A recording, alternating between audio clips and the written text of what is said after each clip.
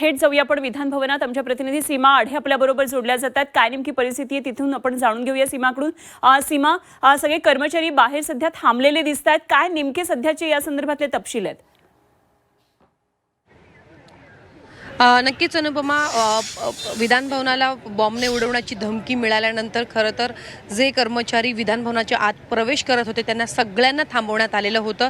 सोबतच जे कर्मचारी आतमध्ये म्हणजे जे कर्मचारी विधान भवनात होते त्यांना सुद्धा बाहेर काढण्यात आलेलं होतं. मात्र आता ही परिस्थिती आणि ही चित्र विधान भवनाच्या प्रवेशद्वारावरून सध्या आपण दाखवतोय आणि सध्या इथे जर पाहिलं तर सगळ्या कर्मचाऱ्यांना आता एक एक करून सगळ्यांना आतमध्ये सोडलं जात आहे. प्रत्येकाची चौकशी आणि बॅगा चेक केल्या जात आहेत आणि एक एक करून सगळ्यांना आता आतमध्ये सोडलं जात आहे. काही 20 ते 25 कर्मचाऱ्यांना आतमध्ये सोडल्यानंतर पुन्हा गेट बंद करण्यात आलेला आहे आणि पुन्हा ते कर्मचारी आत गेल्यानंतर पुन्हा हे जे बाहेरची जी गर्दी सध्या आपल्याला पाहायला मिळत आहे त्यांना देखील आतमध्ये सोडण्यात येईल. खरं तर जेव्हा ईमेल आला आणि ईमेलची माहिती सगळ्यांना मिळाली तेव्हा विधान भवन परिसरामध्ये खरं तर गोंधळ उडाला. एक भीतीचं वातावरण खरं तर या ठिकाणी निर्माण झालेलं होतं. याबाबतची माहिती मिळताच पोलिसांनी सुद्धा सर्च ऑपरेशनला सुरुवातही केली. डॉग स्क्वॉड या ठिकाणी दाखल झालं. विधान भवनाच्या बाहेर सुद्धा सगळी यंत्रणा जी आहे ती अलर्ट मोडमध्ये आल्याचं पाहायला मिळत होतं. आता सर्च ऑपरेशन राबवल्यानंतर संपूर्ण विधान भवनाची चौकशी केल्यानंतर आता सगळ्या कर्मचाऱ्यांना जे आहे ते आतमध्ये सोडलं जातं आणि पुन्हा एकदा विधान भवनाचं जे कामकाज आहे, जे रुटीन आहे ते पुन्हा एकदा आपल्याला सुरळीत चालताना पाहायला मिळेल. बाहेरची जी गर्दी होती ती पूर्णपणे आता कमी करण्यात आलेली आहे. मात्र पोलीस जे प्रत्येक गेटवरती अलर्ट झालेले असून प्रत्येकाची बॅग ही बाहेरच चेक केली जाते आणि त्यानंतरच आतमध्ये सोडलं जाते. संशयित व्यक्ती या विधान भवनाच्या परिसरामध्ये आढळतो का हे सुद्धा बाहेरचे जे पोलीस आहेत ते चौकशी करताना पाहायला मिळत आहे. तर आतमध्ये प्रत्येक कर्मचाऱ्याला बघूनच त्यांचे ID कार्ड चेक करून त्यांना देखील आतमध्ये सोडलं जात आहे. खरं तर अर्धा ते पाऊण तास खरं तर या संपूर्ण परिसरामध्ये गोंधळ उडालेला होता. कोणालाही आतमध्ये सोडलं जात नव्हतं. जे मीडियाकर्मी आतमध्ये होते ते देखील बाहेर आलेले होते की कशा पद्धतीने बाहेर पोलीस यंत्रणा अलर्टवरती आलेली आहे. खरं तर आपल्याला माहिती आहे की आधी उच्च न्यायालयाला खरं तर बॉम्बने उडवण्याची धमकी देण्यात आलेली होती आणि त्याच्या काही महिन्यानंतर अशा प्रकारे विधान भवनाला जर उडवण्याची धमकी दिली जात असेल तर अर्थात चिंतेचा हा विषय होता. कारण राज्यभरातले महत्त्वाचे प्रतिनिधी, मुख्यमंत्री, उपमुख्यमंत्री या ठिकाणी येत असतात आणि अशा प्रकारे जर या विधान भवनाला उडवण्याची धमकी दिली जात असेल तर हा मोठा विषय आहेच. त्यामुळेच पोलीस यंत्रणांनी अलर्ट मोडवरती येऊन पूर्णपणे सर्च ऑपरेशन राबवलेलं आहे आणि आता जे सगळे कर्मचारी आहेत ते आतमध्ये विधान भवनामध्ये जाताना आपल्याला पाहायला मिळत आहे. बाहेरचा जे प्रिमायसिस आहे, बाहेरचा जे परिसर आहे ते पूर्णपणे आता रिकामं झाल्याचं आपल्याला पाहायला मिळत आहे आणि एक एक करून सगळे जे कर्मचारी आहेत ते आतमध्ये जाताना आपल्याला पाहायला मिळत आहे. अनुपमा, अगदी त्यामुळे आता सध्या या कर्मचाऱ्यांना एक एक कडून सोडलं जात आहे. पूर्णपणे तपास होत आहे आणि त्या बॉम्ब शोधक पथक सुद्धा विधान भवनामध्ये दाखल झालेलं आहे. कर्मचाऱ्यांना आधी बाहेर काढलेलं होतं आणि आता सध्या तिथला तपास केला जातोय. विधान भवनाला बॉम्बनं उडवून देण्याची धमकी मिळालेली होती आणि त्यामुळे आता विधान भवनामध्ये शोध मोहीम राबवली जाते. तर आपण ही 3 दृश्य पाहतो. एक्सक्लुझिव्ह दृश्य आहेत. विधान भवनाला बॉम्बनं उडवून देण्याची धमकी मिळाल्यानंतर तिथल्या सर्व कर्मचाऱ्यांना विधान भवनाबाहेर काढलं गेलेलं आहे. बॉम्ब शोधक पथक हे विधान भवनात दाखल झालंय. सीमा, तिथे जे काही इतर मंडळी जी आहेत त्यांच्या काही प्रतिक्रिया आहेत का या संदर्भात? अद्यापपर्यंत कोणत्याही कर्मचाऱ्यांनी किंवा आतमधून जे कर्मचारी बाहेर आलेले होते त्यांनी कोणतीही प्रतिक्रिया जी आहे ती या संदर्भात दिलेली नाही. खरं तर या विषयावरती कोणीही कर्मचारी किंवा आमदार सध्या तरी बोलत नाही.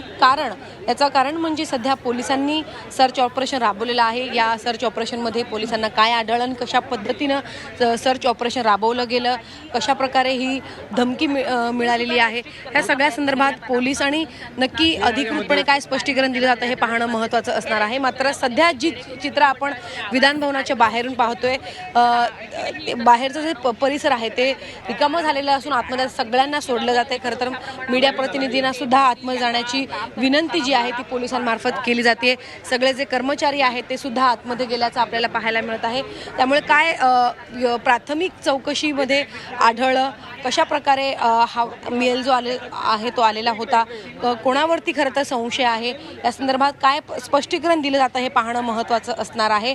आणि हा धमकी देणारा कोण आणि त्याचा उद्देश काय होता हे सगळं पाहणं महत्त्वाचं असणार आहे की नक्की काय स्पष्टीकरण पोलिसांकडनं दिलं जातं. खरं तर याकडे आता सगळ्यांचं लक्ष लागून आहे. अगदी सीमा, विधिमंडळ कार्यालयाला हा जो ईमेल आलेला आहे धमकीचा, तो साधारण किती वाजता आला होता आणि त्यानंतर कशा पद्धतीने आतापर्यंत तिथे पोलीस कर्मचारी असतील किंवा बॉम्बशोधक पथक असेल ते तैनात झालेलं आहे? साधारण किती वेळ लागेल या संपूर्ण प्रोसेसला, या शोध मोहिमेला? नक्कीच आता सध्या तरी विधान भवनामध्ये सर्च ऑपरेशन राबवून कुठे धोका नाही येण्याची संपूर्ण काळजी पोलिसांनी घेतलेली आहे.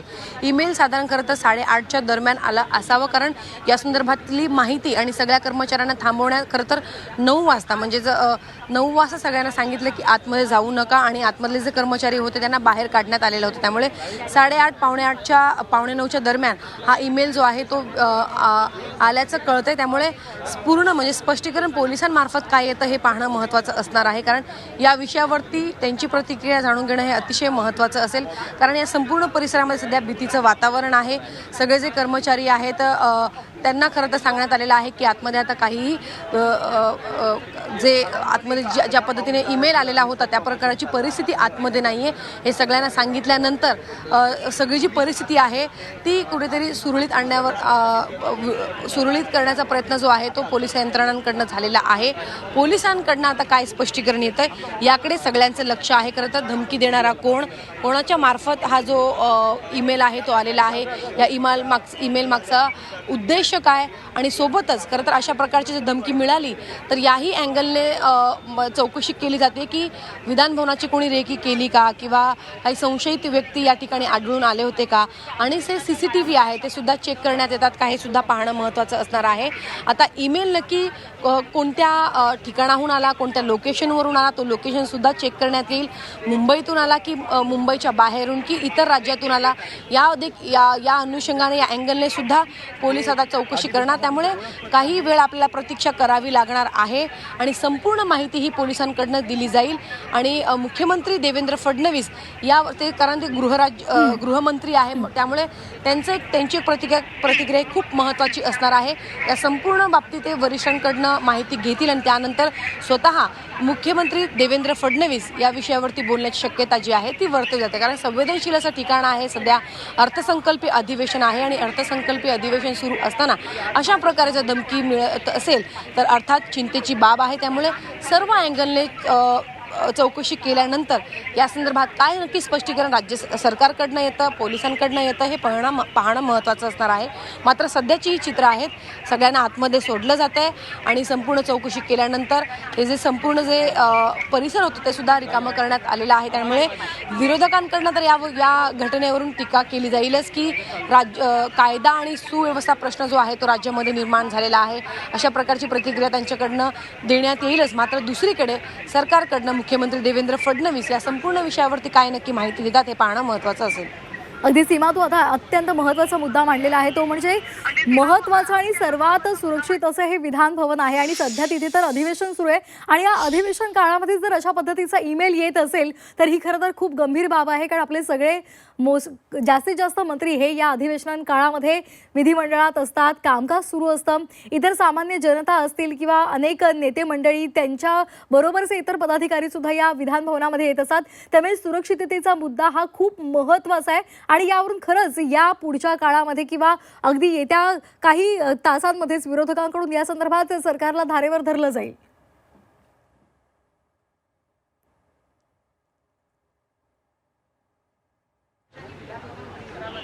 अधिवेशन काळामध्ये असेल, कारण राज्यातले सगळे आमदार, सगळे मंत्री, सगळे महत्त्वाचे VVIP याच परिसरामध्ये फिरत असतात आणि अशा वेळेला ही सगळी चोख यंत्रणा, पोलीस यंत्रणा ही खरं तर पूर्ण 24 तास अलर्ट मोडमध्ये असते आणि अशा